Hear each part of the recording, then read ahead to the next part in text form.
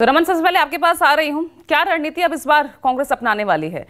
क्योंकि हालांकि प्रधानमंत्री कल नसीहत दे चुके हैं कि भाई शांतिपूर्वक माहौल रखें संसद में, और लग रहा है कि उसी रणनीति को फॉलो कर रहे हैं। मान ली है बात पीएम की।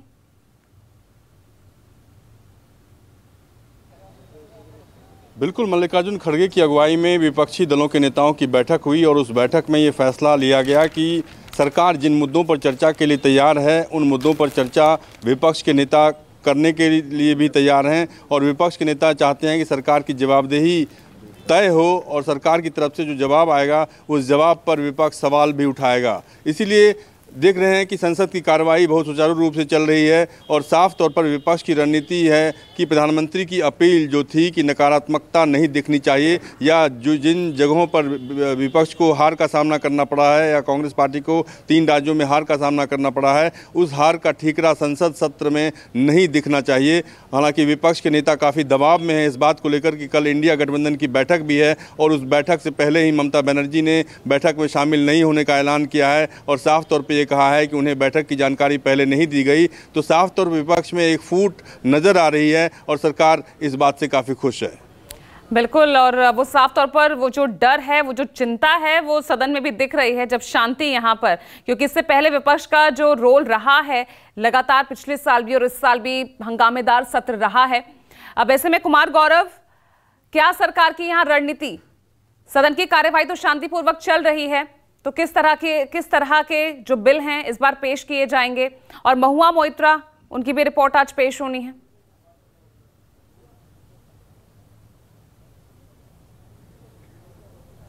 देखिए, बिल्कुल, सबसे पहले मैं महुआ मोइत्रा पे जो आपका सवाल है उस पर जवाब दे दूं। पैसे लेकर सवाल पूछने के मामले में कमेटी ने अपनी रिपोर्ट लोकसभा स्पीकर को सौंप दी थी, लेकिन उसमें कुछ टेक्निकलिटीज है और कल जो बीएससी की यानी बिजनेस एडवाइजरी कमेटी की बैठक हुई थी उसमें ये तय हुआ था और विपक्ष की तरफ से मांग की गई थी कि इस मुद्दे पर कोई भी फैसला लेने से पहले एक तरफा फैसला ना हो संसद में। चूँकि इस तरह के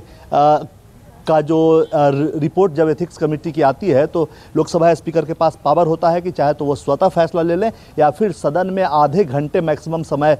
इस पर चर्चा हो सकती है, ये भी नियम है। तो विपक्ष की तरफ से बीएससी की बैठक में ये मांग की गई थी कि सीधा फैसला न लिया जाए बल्कि इस मुद्दे को लोकसभा में रखा जाए और इस पर चर्चा होने के बाद ही कोई फैसला हो। तो जाहिर सी बात है ये मुद्दा जब आएगा तो हंगामा मचेगा, इसलिए आप मान कर चलिए कि इधर 2-4 दिनों में इतनी जल्दी अब महुआ मोइत्रा पे जो फैसला है, जो समिति की रिपोर्ट है वो लोकसभा में पेश नहीं होगा, क्योंकि सरकार के पास अभी महत्वपूर्ण बिल हैं उसको पास करवाना है। और जैसे ही महुआ मोइत्रा का मामला आएगा हंगामा बढ़ेगा और सरकार फिलहाल हंगामा होने देने के मूड में नहीं दिख रही है। आज जो मुख्य तौर पर बिल है वो जम्मू कश्मीर रीऑर्गेनाइजेशन बिल है जो अमित शाह पेश करेंगे और इसमें ये काफ़ी महत्वपूर्ण है जम्मू कश्मीर के असेंबली के लिहाज से। उसमें एलजी को ये पावर होगा कि पीओके से विस्थापित हुए एक व्यक्ति को वो सीधा नॉमिनेट कर सकते हैं विधानसभा में। दूसरा इसमें यह है कि जम्मू कश्मीर से विस्थापित यानी कि कश्मीरी प्रवासी समुदाय के जो लोग हैं उसमें से 2 लोगों को सीधा विधानसभा में वो नॉमिनेट कर सकते हैं,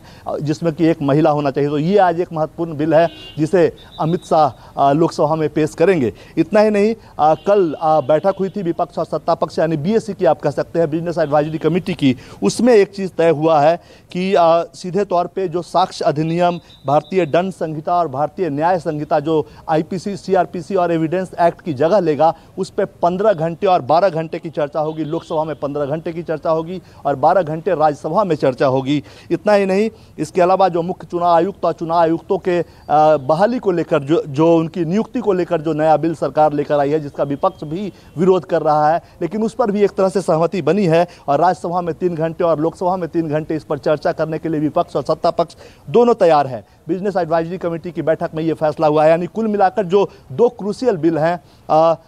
सीआरपीसी, आईपीसी और एविडेंस एक्ट को हटाकर भारतीय दंड संहिता, न्याय संहिता और बिल लाने का, उस पर एक तरह से सहमति बनी है। चर्चा होगी, विपक्ष सत्ता पक्ष दोनों अपनी बात रखेंगे। मुख्य चुनाव आयुक्त और चुनाव आयुक्तों की नियुक्ति वाला जो बिल है इस पर भी दोनों पक्ष अपनी बात रखेंगे, तो दोनों अपनी अपनी जो भावनाएं हैं वो रख पाएंगे। इसे लेकर सहमति बनी है। लिहाजा महुआ मोइत्रा का मामला अभी थोड़ा टलेगा और सरकार चाहती है कि जो मुख्य बिल हैं उनको जल्दीबाजी में चर्चा करके, हालांकि चर्चा करके लेकिन जल्द से जल्द पारित कराया जाए, उसके बाद ही महुआ मोइत्रा का मुद्दा सामने लेकर आए। कल से आप देख रहे हैं कि लगातार कल सुबह थोड़ी देर हंगामे के बाद सदन लगातार चल रहा है और सरकार की तरफ से भी तैयारी है और विपक्ष भी सहमत दिखा है इस मुद्दे पे कि सदन अभी ऐसा लगता है कि जब तक कोई क्रूशियल मुद्दा ना आए तब तक चलता रहेगा। राज्यसभा में विपक्ष की बात को सरकार ने माना है और बहुत संभव है कि आज 2 बजे से अभी जो आर्थिक स्थिति है देश की उस पर चर्चा हो जाए। डेरेक ओबेरायन जो टीएमसी के सांसद हैं उन्होंने इस चीज़ को लेकर नोटिस दिया था और राज्यसभा